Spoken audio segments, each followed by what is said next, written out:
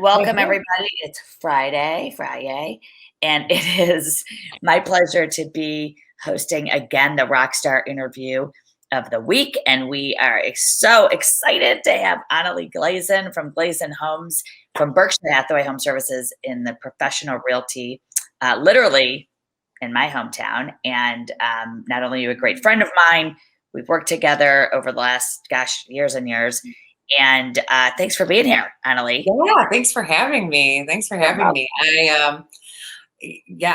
think everybody should know my, slight obsession with you. How, when I started with Howard Hanna, how I would drive like early in the morning in a snowstorm, sit right in front of your training, your training classes, front and center, maybe a couple of times, same topics even sometimes, just because I was like, I didn't get it all last time. I'm gonna come back for the rest of it. So it's so fun to have, for both of us to sort of evolve, alongside of each other. And I'm so excited with, how you've been able to help my business over the years and what you're doing. And so, yeah, thanks for having me. And it's funny you said that because I remember you, like, your office was like, I don't even know. So like, awkward. An hour away. And I'm like. And an hour early. Like and right in the front row. Right. You were the best at that. And, and I completely forgot about that. And what a compliment. And here's the thing, you knew what you wanted to do. You are one of those agents I'd be at the Ohio Association events, for OAR or whatever. And we would meet down there, and you're active. You're an unbelievable mother. You have built an incredible real estate business that I first just want to say, like, congratulations. And, I just admire you. I while we're telling stories and people are saying hello, so I'll get these notes on here. Hi, Wendy Clark. I'm glad you're here. We're glad to have you. Thank you. When I first met you and you were trying to figure it out, and you were struggling because it's lonely, and when you're at the top, and you were doing so much business, and you're trying to put the right people on the bus and get the systems in place and the technology and the marketing, and you did it, and you've done such an amazing job. So it's sometimes you just got to pause and look at what you've done, because we both fail forward, and that never stops you. You just keep going. You're probably one of truly the most positive people I know, honestly. So it's really fantastic. Thanks. Yeah, I think we have to, like you said, we have to take breaks and pause to stay that positive, right? Because you can get stuck in the transactional stuff, and it can pull you down. So yeah, thank you. I appreciate that. It's definitely, like, I think, when I was really working with you on trying to grow the team, so I think it was just on the cusp before there was a lot of information available on how to build a team. And then they just all sort of exploded. I knew that I wanted to, but I didn't have a lot of available resources. So Berkshire's been amazing in that regard. They had a lot of tools ready to welcome people who were trying to grow teams. So it's been a really nice transition. It was a nice transition over, and the growth trajectory has just been awesome. So I'm glad you're over there training too. Oh yeah. And we share the Berkshire Hathaway as well. It's my first introduction to David Masseri was with you, thankfully. And I'll never forget, you had sent me this unbelievable message. Frankly, one of the nicest I've ever. Yes, remember? Yes. When I first announced the coaching company, and it was like, it's one of those messages where as the recipient, you literally put your phone down and start crying. And I did. And it was from that, and you were like, if, I want to be in coaching with you. And I think you actually said I want to be your first person, and you were, because I'll just say that out loud. And behind you, I'm so excited that you have the You Rock sign up. Of course. those are like everywhere. Like I have one in my house. I had one in my They're, office. yeah, There's they're only great. a few of those out there, Annalie. Oh, really? I Yeah, have one they're of the like few. I limited. love it. I love it. It's always on display somewhere. It makes its way around the house depending on what, what I'm doing or how I'm rearranging things. If and I had to post this comment from somebody. Leaders always sit in the front row, and I love that. So Yay! I love that. a great comment.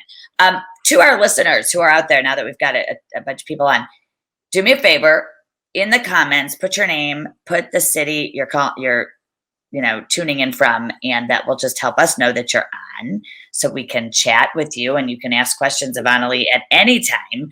I want to also mention that our replay of this video will be posted on my YouTube page, which has been posted for your ease, and as well.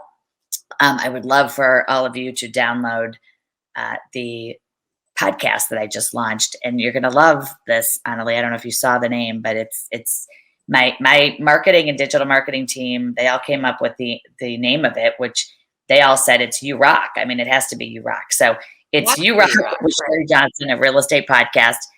We've had over 400 downloads in the first 3 weeks. I'm blown away by that. So make sure all the interviews are on the podcast. All my episodes on how to increase your business and make you better are on the podcast.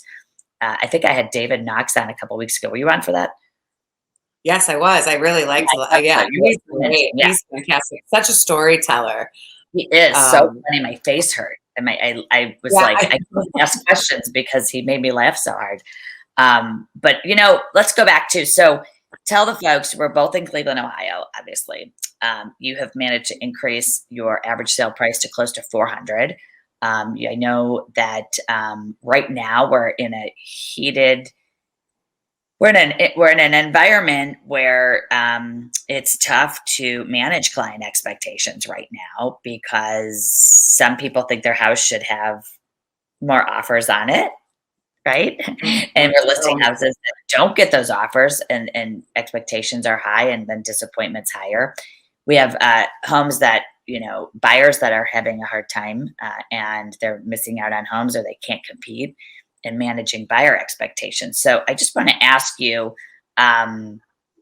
where would you say, in terms of, let's talk about what is managing expectations and client expectations mean to you? You have such a valuable, customer focused sort of boutique team that customers come first, and I know you put the customer first on everything. So define for our listeners sort of where you believe that phrase theology means for you. Yeah, I think for me, I got really cerebral when we decided what our topic was going to be, managing expectations. I thought, well, gosh, how are we managing expectations? I think a lot of salespeople that have been doing it for a long time do a lot of things intuitively, and so sometimes it's hard to pull those things out. And I think I practiced for a long time intuitively, and I only really saw growth when I took some of those intuitive practices and put them into a system and a process, so that I could manage the expectations, the things that were the same between all buyers, sellers, investors, builders, whoever we were dealing with. There is a way to manage those that is the same across the board. But when I was really thinking about it before we got on here, a few days before we were going to do the live stream, I thought, gosh, where are these expectations coming from with the clients? And that's the hard part, is that there's so much information available to consumers now, that their expectations are whatever it is that they're consuming. They could be coming from HGTV, which is terrifying.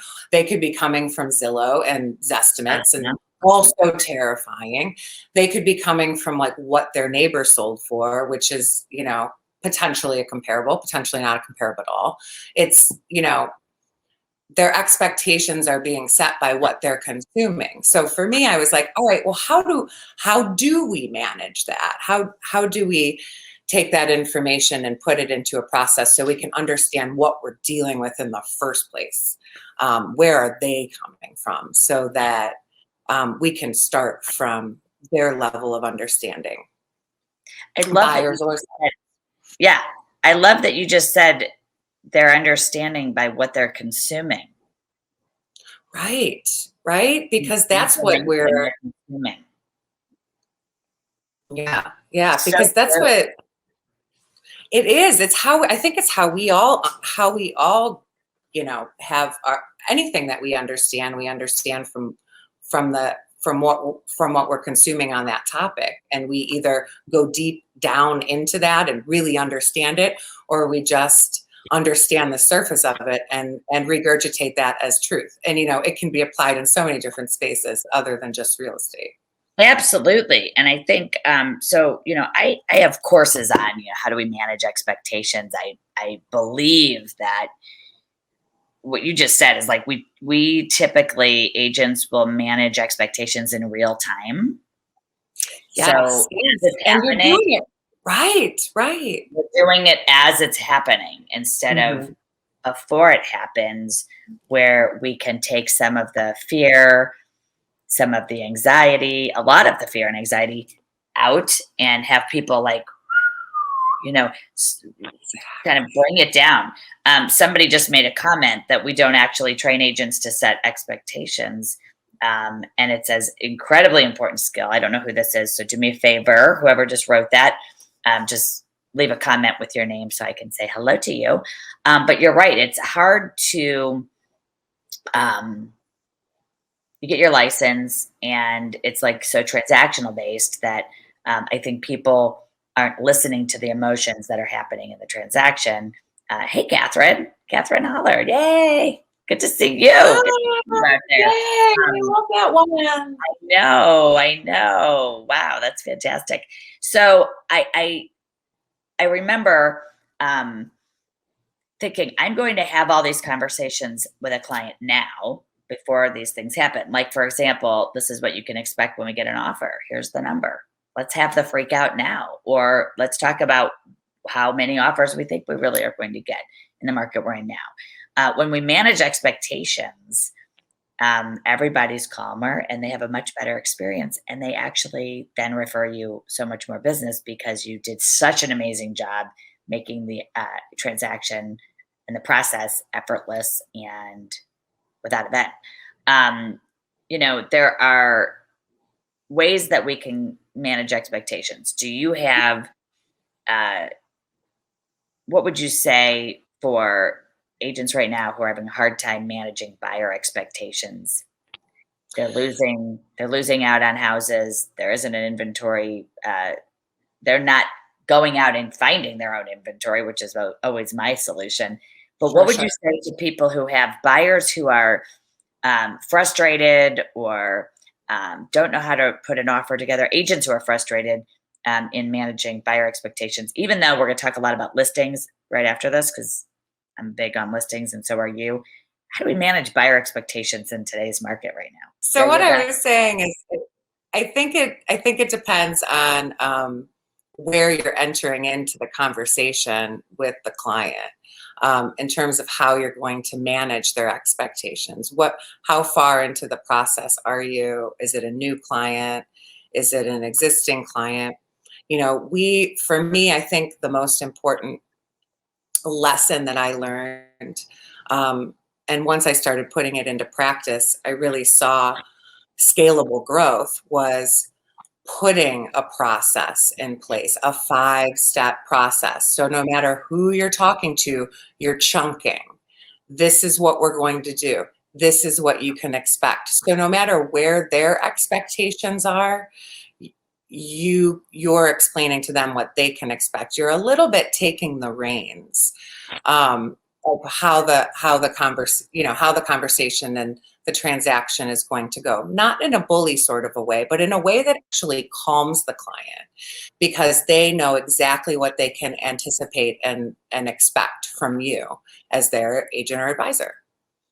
So, usually we start with our value proposition, but and what it means to work with Glazen Homes. How is that different? What does that look like? What do we offer them that potentially someone else doesn't offer them? But sometimes you're further down that that relationship with the client. So maybe you're not starting at value proposition. Maybe you're starting at discovery. That's where we spend, our second step is discovery. It's the time, it's the thing that we spend the most time on, which is really understanding what it is their needs are. Needs, wants, wishes.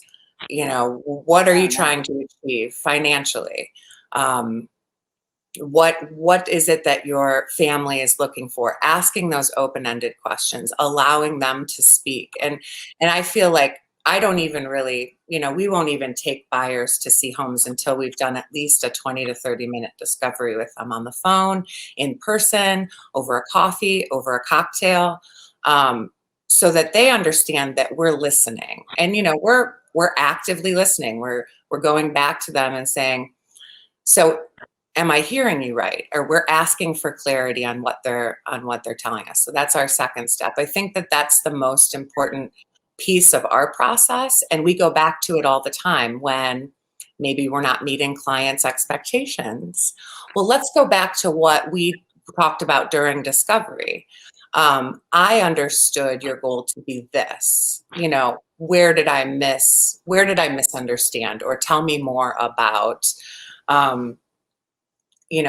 what you really do want in a home, because we weren't looking for a house with 5 acres. When we originally met, we were looking for, a house with a half acre in the neighborhood. And now all of a sudden we want a barn, so like, let's rein it in and go back to step 2. Let's go back to our discovery. So I think really that active listening piece, and carving out the appropriate amount of time to understand what their needs really are, is the most important part of managing expectations, at least in our process. That's the one that we go back to the most. And I think, I take for granted, you do a buyer consultation, and we coach this. We are emphatic about making sure there's a real conversation about how this process goes. And as you just said, you're asking questions, finding out their motivation, their timeline, finding out what they really want. And it's called discovery. I love that. And needs, wants, wishes, having an actual conversation instead of agents. I hope you're listening. Flying by the seat of your pants. Have you talked to a lender yet? Like, it's so aggressive. It's like, it will all come out when you're in discovery. You know what I mean? They will tell you, and then you're going to ask the right questions. It's so transactionally driven. Have you talked to a lender? Are you pre-approved? That's not how you build a relationship with a new client or an existing client or a repeat client.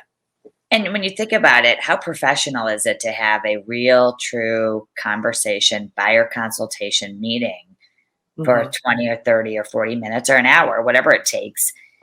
All that effort helps you so much more than trying to figure it out on the fly and signing agency disclosures on the hood of a car. I'm sorry, I have to say it. It's just so sloppy. And you're so professional. You're so professional. You slow it down. And you know what? It's like, again, I think it's common sense. I believe everybody would do a home buyer guide. No, most don't. In fact, we don't have, we spend time with a seller. Most people, hopefully, are spending the right amount of time figuring out the seller's motivational and financial goals and all of that too. We'll talk about that in a minute.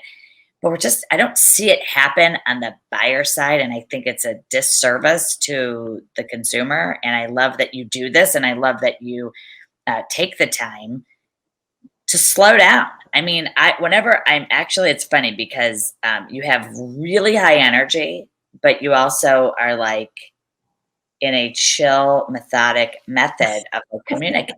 And it always like brings me back. Like, I'm like, oh.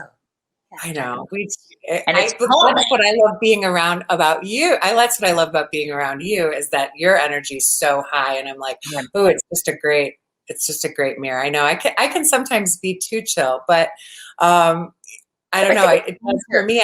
I feel better, and I feel like my clients respond better when I'm systematic. The 5-step process, the calming, even the calming voice. We know body language, tone of voice, and words make up communication, and yet you're creating an environment right out of the gate that people feel confident. It's to me, it's similar to if I go see an attorney. It's like that's the process it would be, a consultation. Somebody just wrote, "You need to slow down in order to speed up." Is that Alex Cruz? I think Alex made the leader comment earlier. I hope that's him. It's such a great line. That's a great. I know, number two in a row, Alex. I wonder if that is him. That's a great. My producer told me is Alex Cruz, which we love you, Alex. So glad you're here. That was Jill. That was Jill Katzenberg. That was Jill. Slow down comment was Jill Katzenberg. Hey, Jill. I love it.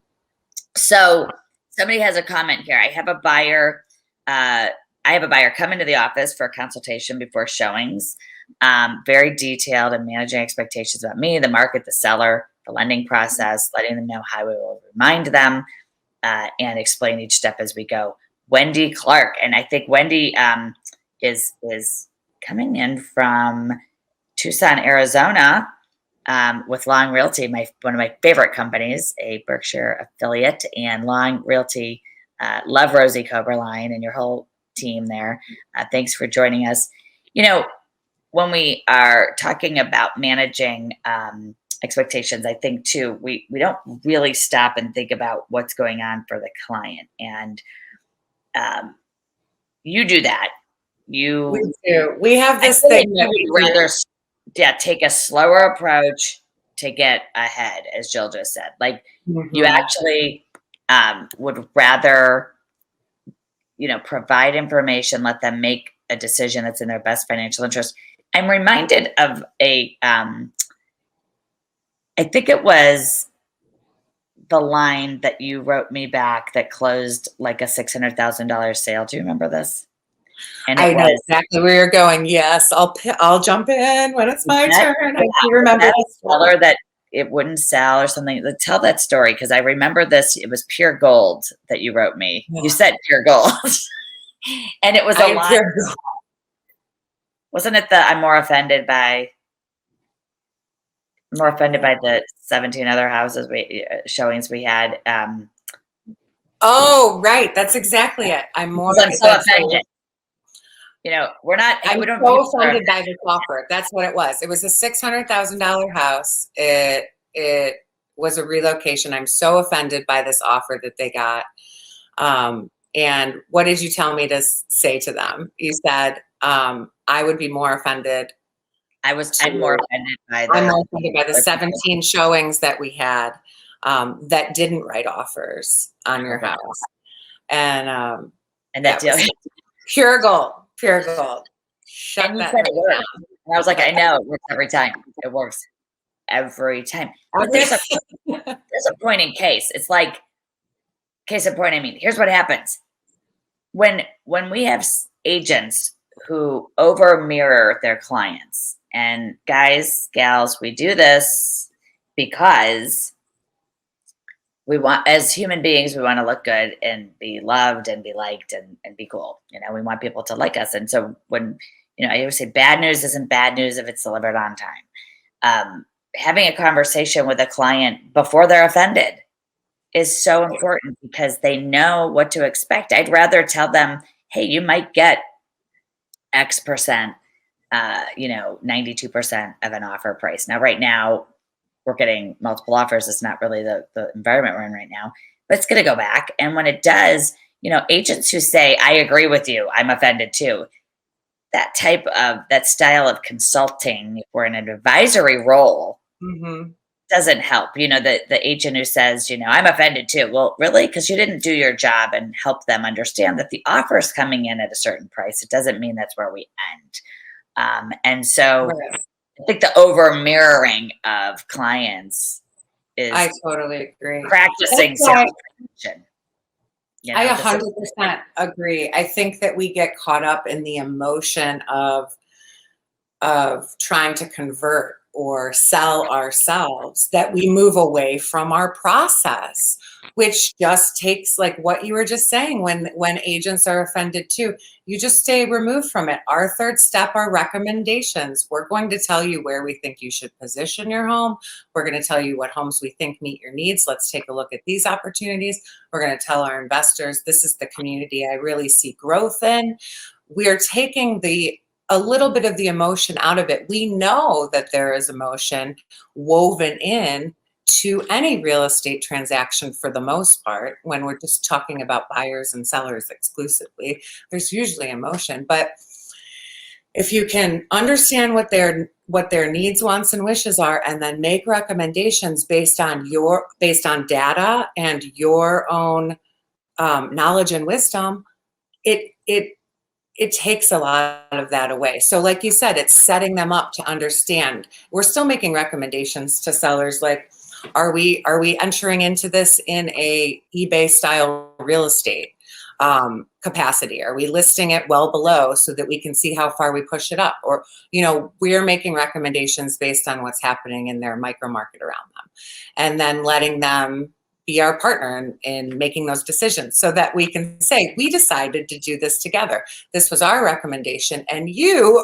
agreed, or we decided together, so that it's all spelled out before we're even getting to taking the pictures, before we're even next talking about staging, before we're even signing paperwork.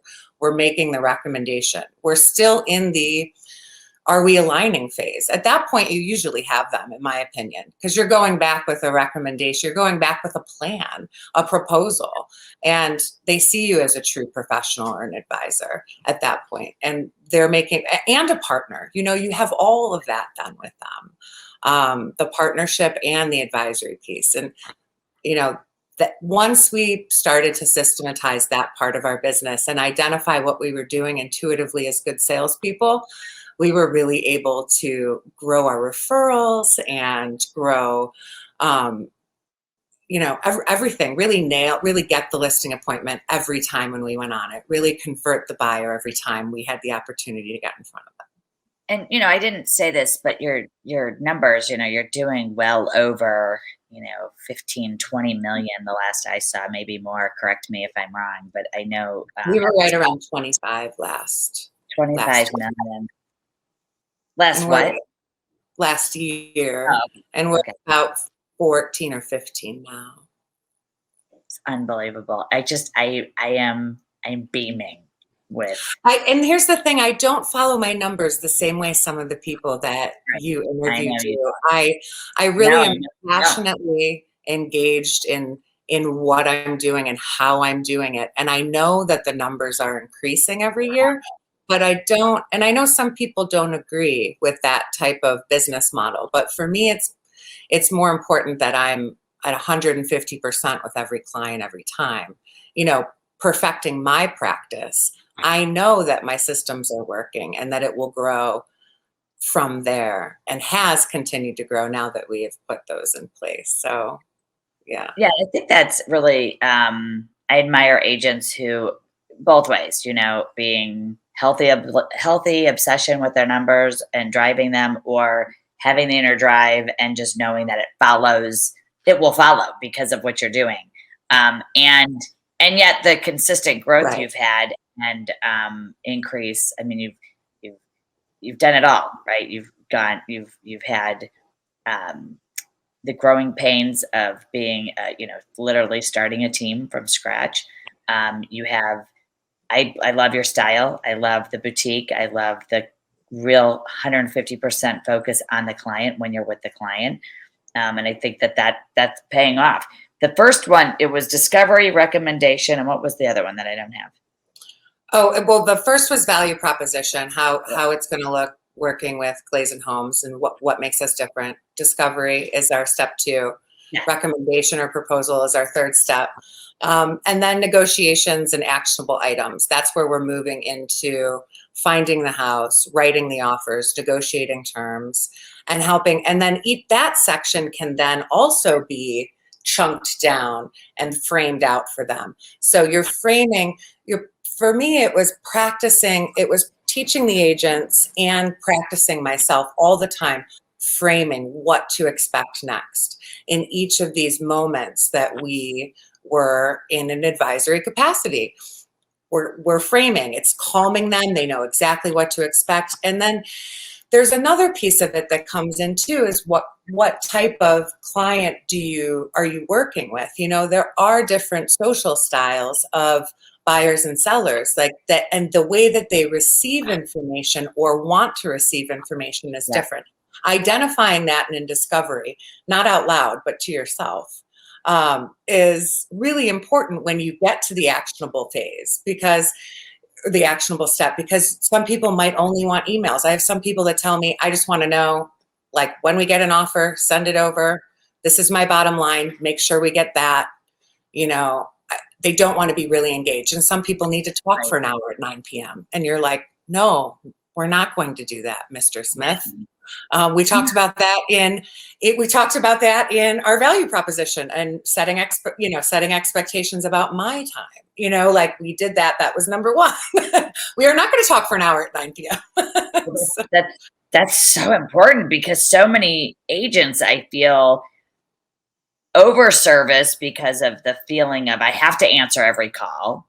I have to answer the phone call, Sherri. You know, the call's coming in, and I'm like, well, hold on.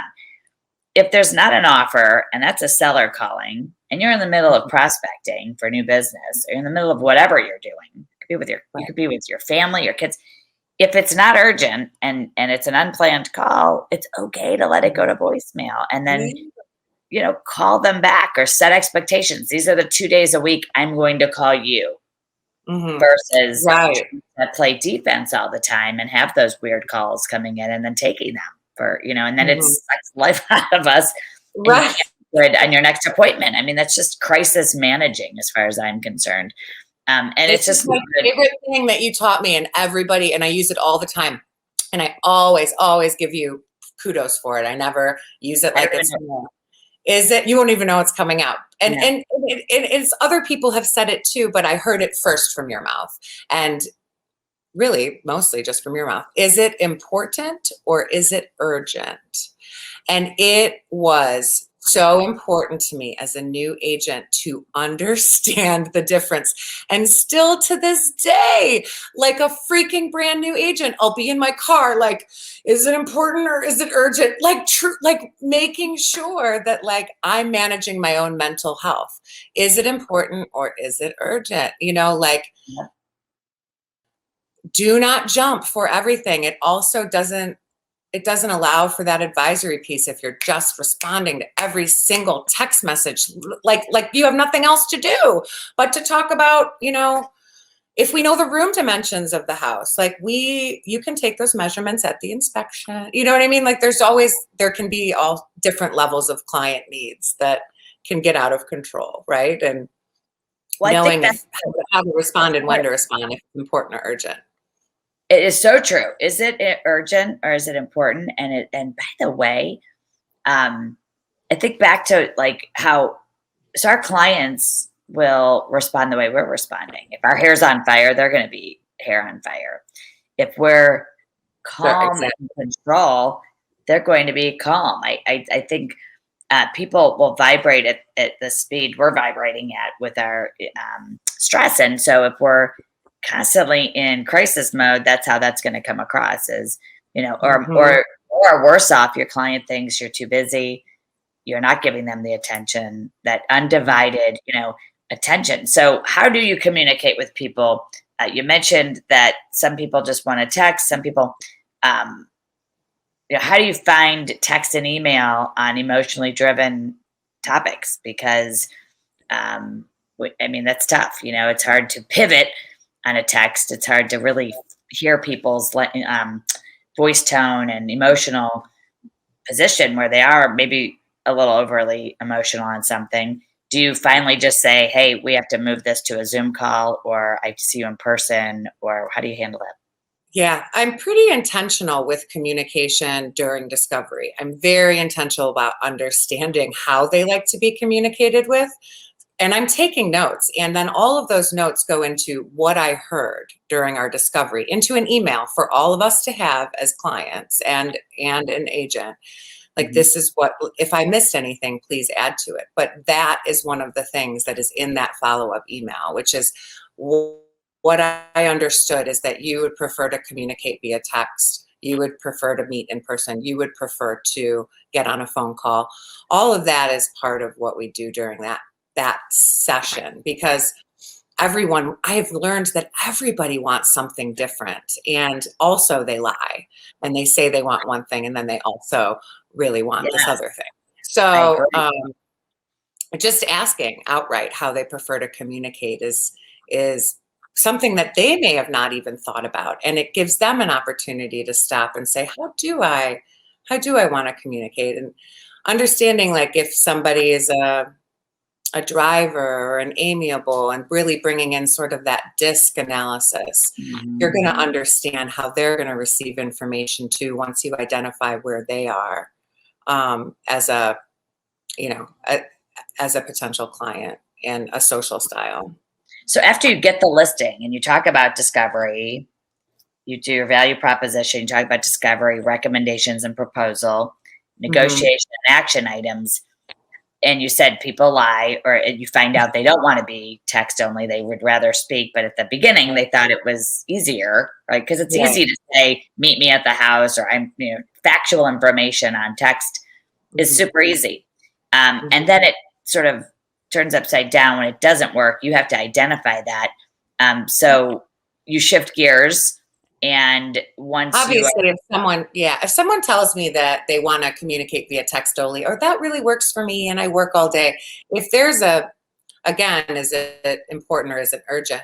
If there is something that needs to be addressed, like, I think it's so easy for us to just shoot a text, and really we need to be picking up the phone. And the more often we do that, just pick up the phone and address what it is, and not put it off, and not delay, and not procrastinate the hard conversation. For example, we have a house right now that, fell out of contract, went back under really quickly. And, the second buyer's kind of a douchebag too. And so, like, that one's looking a little shaky as well. And it's picking up the phone right away and having that conversation. Like, this is trending towards another possible release. Let's have a conversation about what our options are to keep this together. Again, we're framing. We can do this. We've already come up with a plan. We're going back to recommendations and down to, actionable items. This is what we can do. We can do this. We can ask for a release and move to, we have a secondary offer, or we can work with what we have and, meet them in the middle, on this concession that they're asking for. Just addressing it very quickly, and giving them options. Yeah. And it's so, like, to me, and I love that we give, here are all your options, and let's discuss the risks and benefits of each one. Right. And And we all do it intuitively. And that's why when we look at what's in a client's best financial interest and say, here are your options, and agents, it's so easy if you're in an advisory role to lay out options that are even obvious no's, like, you can do this, or this, and two of those are never going to happen because they're just not reasonable, and they aren't moving back in the house, and they aren't going to lease the house because that's not an option, really. But we don't lay out here are your options, and let's talk about the risks and benefits of each one and figure out what's in your best financial interest. Because when we say that, right, they now have to think about their best financial interest, or let's just say their financial interest, period. How often do you use, in managing expectations with clients, Annalie, how often do you use the approach of anecdotal storytelling about other situations to help a client understand what they're doing, and maybe that it's not a good idea that they're moving forward on something? Yeah, I wish I used them more. I do use examples of where, this type of behavior in a previous transaction led to this. That doesn't mean that that's going to happen in this transaction. but it could be a risk.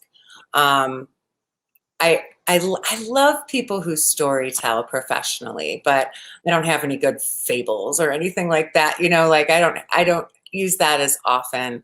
I guess I probably fall more on like um, more of like a data based like person in when they're trying to make a decision. I'm bringing them data almost, rather than saying like this could happen or this happened in the past and this could be a concern. For me, I like to just bring the data and let them make the decision, because they could be an emotional decision maker, and what I see is beneficial to them financially, which I probably focus on too much, which I have to be cautious with when I'm dealing with someone who isn't amiable or only cares about like the experience, and they don't care about spending $600,000 on a house that needs to be totally updated because it's got that pool and it's got that basketball court and it's got all those things that are going to add value to their life every day.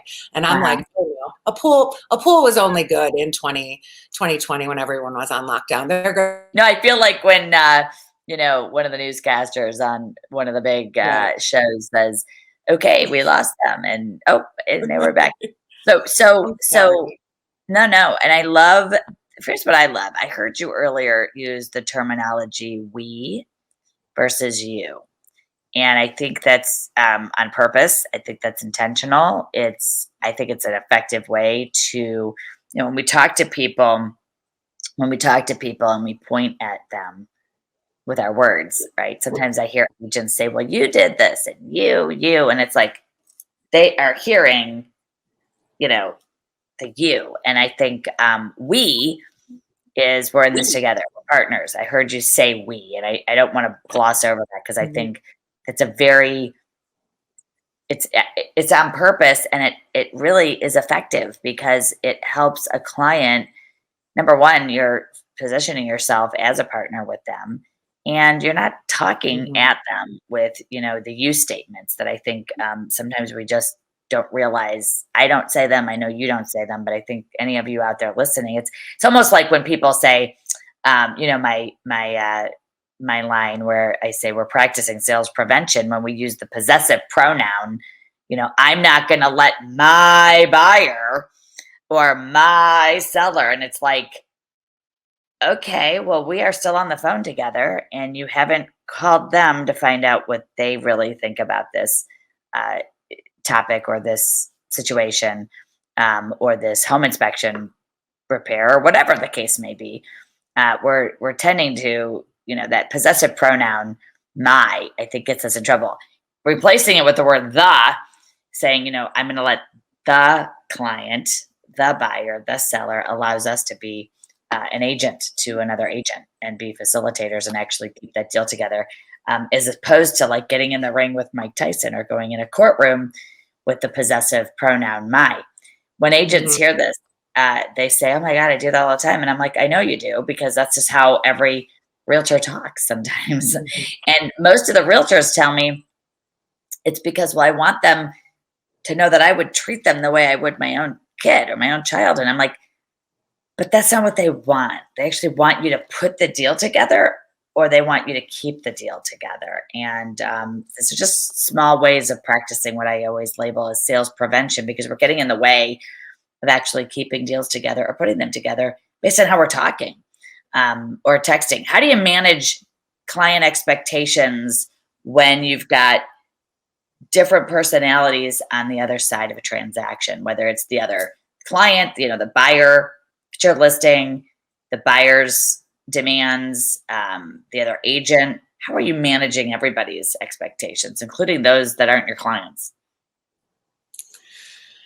Yeah, I think that's a good question. It's tough. It's a tough one too.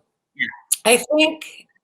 I think like in the beginning when I was first practicing, I would change how I would be a lot more malleable into, you know, how can I keep this together? I would do a lot more mirroring. I would do a lot more like, however the agent was entering in, if they were upset, I would also, be upset. And, even if I didn't have anything to be upset about, just to show that I could also be upset and, flare my feathers. But for now, now I feel like I'm very intentional about how I engage with everybody.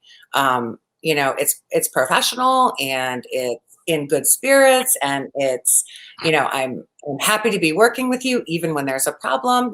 Like I was talking about that house that may fall out again this morning. I just called the agent, and instead of being angry at this absurd concession that they asked the sellers to make after waiving, or doing a bridge on inspection costs, it was just it was a good, friendly conversation. How can we work through this? Let's troubleshoot. Let's try and come up with some options for you to take back to your buyer and me to take back to my seller, so that we can come back together and make this right. And it falls into sort of like, with our 5-step process, we have like these behavioral pillars that we're trying to always make sure we're weaving into our practice. It's being honest, being authentic, being intentional, and being relentless. Like, those are always how we are trying to make sure we're practicing, in every interaction. And that's just how we chunked it and framed it out for ourselves, so that we can make sure we can always hold ourselves accountable. Are we following our pillars of our pillars of behavior that are in the best interest of the client? I love it. Authentic, intentional, relentless, and honest. That is fantastic. And wow, just so many great, just the way you're talking about framing, how you speak, how we listen, and so many gems, and the way you just explained your value proposition, discovery, recommendations, proposal, negotiation, and action items. I hope everyone, I know. Our fifth, yeah, what's the fifth one? I was just going to say, our fifth one is client care. It's just remembering that the transaction is not over when it closes and you get paid. It's really putting yourself into that advisory space. Just because you're not in litigation doesn't mean that you don't still have an attorney. Just because we are done with this transaction, like that was your analogy earlier. Just because we're done with this transaction does not mean that I'm not a resource for your family, that I'm not a resource for a painter or a landscaper or, a flooring guy or any of those things. And we noticed that when we were practicing that way as a team, when COVID hit, we really did have a lot of clients that saw us in that way and called us and said, what do you think that this is going to do to the value of our home? What do you think our plan should be? How should we pivot? What's the right thing to do? And we didn't have the right answer for them necessarily when they called, but they knew to call and ask. And they, we would follow back up with them on what we thought was going to be the best strategy for them, depending on what their specific need was, whether it was a purchase or a sell. Well, and you're invaluable. You have made your value proposition known, and you become a resource for the client after the transaction is over. And client care being the fifth,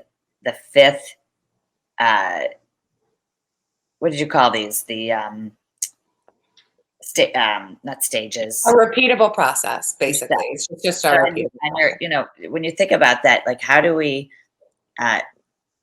be someone's realtor for life, be their realtor to everyone they know, right? Mm-hmm. Become their realtor for everyone in their family.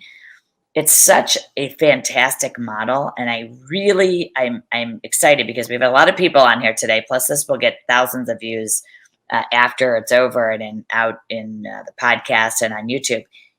Take note, agents. This right here is pure gold, Annalie. This is. I just got goosebumps. That was my really line to you, Sherri. And I have to tell everybody, like, I didn't know these 5 steps since the last time we talked.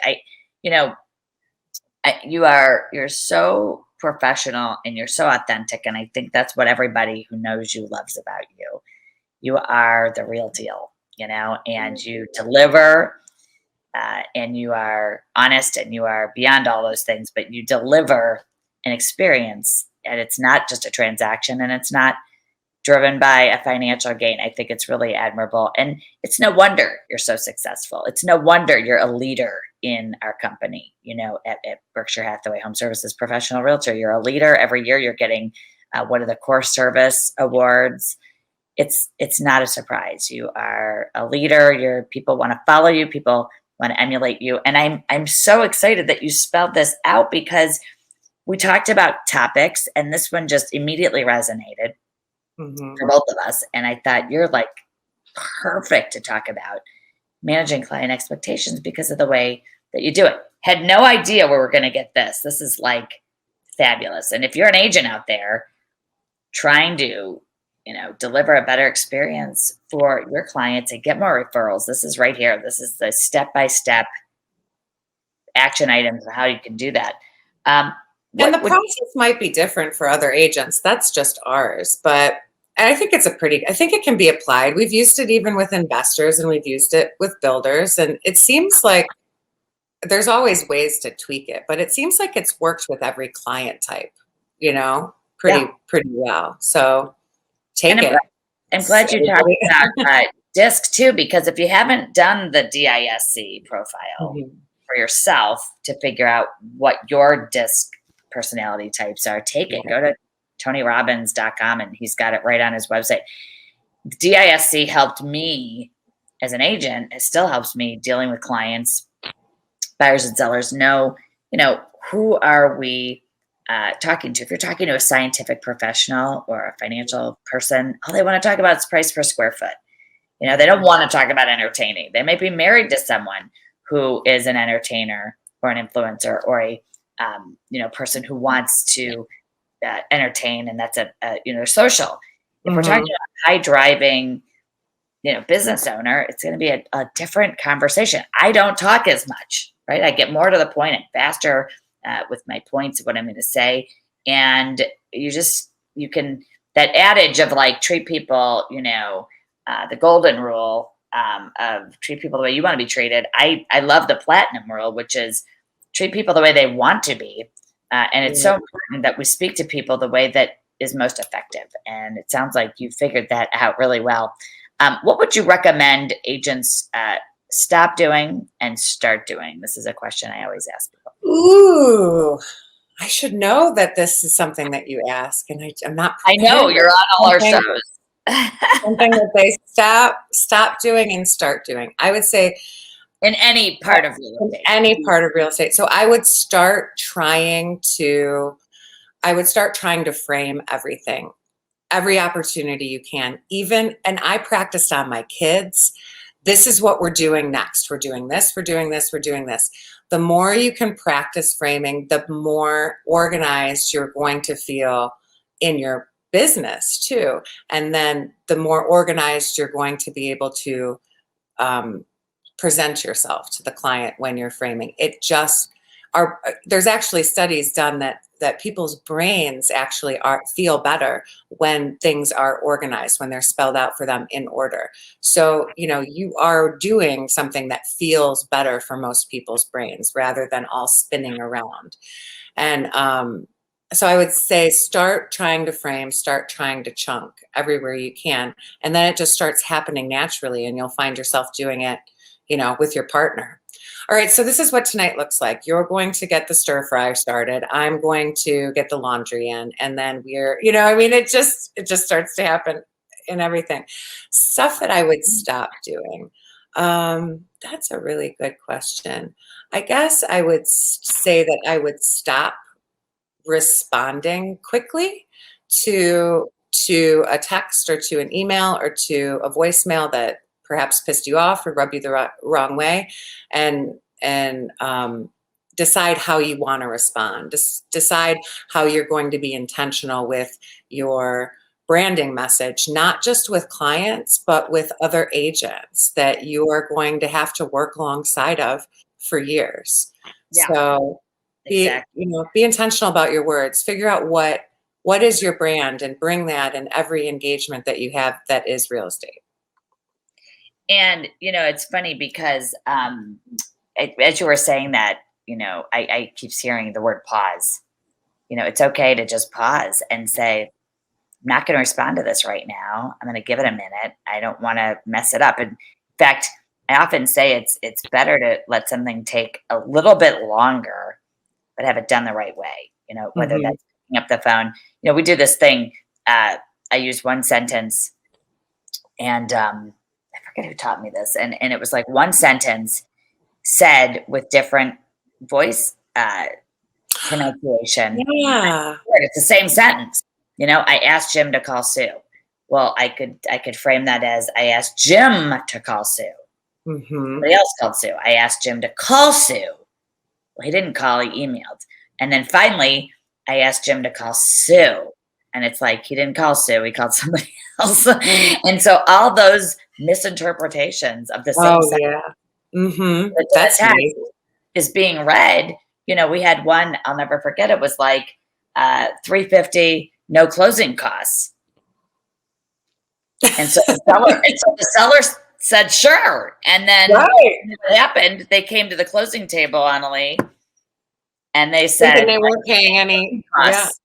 They thought they shouldn't have closing costs. Now, all of us know that they Right. meant no closing costs for the buyer, but that's Right. not what was said, right? So it's all about managing expectations and slowing down and listening and taking the time to give what you give, which is the most professional level service out there. I really admire how you do this, and this 5 steps. Everybody, you have to implement this, take this, use it. It's what's happening here with Annalie at 25 million in sales with client referrals of over, I'm sure you're at over 80% referral rate, right? 85% or I mean, you just exemplify exactly what an agent should be doing. Team or no team, this is how to very strategically manage your client's expectations and have an easier sale or buy Right. for either client.